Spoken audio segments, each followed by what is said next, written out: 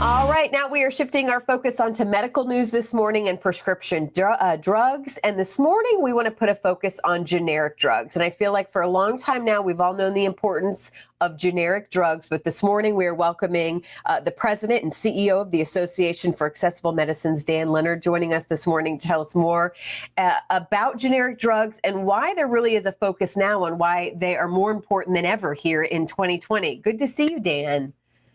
Thank you, Carly. Great to be here. It's my pleasure. So it's interesting because I do feel like there has been a lot of talk about generic drugs for quite some time, but talk about why now it's more important than ever that we're seeing a need for generic drugs and why the need is there. So healthcare costs have continued to rise, and the economy is difficult for lots of Americans for obvious reasons. So saving money is as important as ever. But your health is as important as ever. And what generic medications bring to the equation is that they are safe and reliable medications that can help you with your health, but they are a fraction of the cost of a brand medication. So we have a new report out just this week that shows that 90% of the prescriptions filled in this country are now for generic medications. So 9 in 10 prescriptions are generic, yet we only take up 20% of the overall cost and spending on medications. So that's a great value to patients. It's a great value to U.S. taxpayers that saved $313 billion last year. So there's an economic message, but at the core of it is a strong healthcare message. So, and for patients, I mean, what do you want us to know, I guess, when it comes to, I mean, I feel like maybe sometimes people don't realize they have a choice in which drug they're taking or if there's a generic, maybe times, they don't. But what do patients need to understand and know about their healthcare when it comes to the actual drugs and whether it be generic or not? Yeah. Well, they should, if they get a prescription, they should have a conversation with their physician first or their pharmacist and ask them if this is a brand or if there are generic options available. And if there are generic options available, they will find that there are significant savings associated with that. They will pay less at the pharmacy counter. So the average copay, that's what you pay out of your pocket at the pharmacy counter. The average copay for a brand drug is about $60.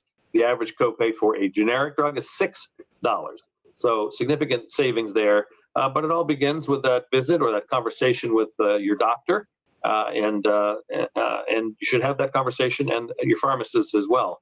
But they also should know that all of these medications are investigated by the FDA. They are FDA approved. All of the manufacturing sites for our medicines are also inspected regularly by the FDA. So they are safe, effective, reliable, and very affordable. Do you think that is where the trend will continue to go as far as healthcare and generic drugs, that we will continue to see more generic drugs available? Well, I think we have seen obviously the trend in that direction for the last several years. That 90% number I quoted is the high watermark. That's as deep a penetration as we've had in the market. 90% of the prescriptions filled being generic. So there's certainly acceptance now that generic medicines are saving money and they are safe and reliable. That trend will likely continue. The one thing that can slow that down is when brand medications litigate to extend their patents. And that just means they have more time alone in the market without competition, and they can price however they wish, essentially. Yeah. So that's the one thing we need to protect against, is those patents that get extended too long and competition doesn't come in play. All right, we have just 30 seconds left. What's your take home when it comes to generic prescriptions and what the public needs to know?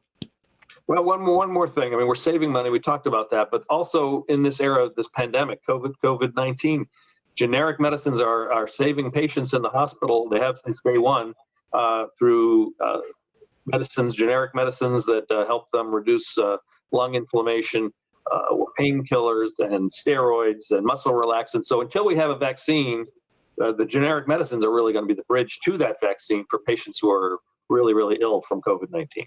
Yeah. Well, thank you so much for your time. We've been showing the website so people can find out more information. We'll make sure that goes on our website as well. But Dan, we appreciate it. Thank you so much. All right. Take care.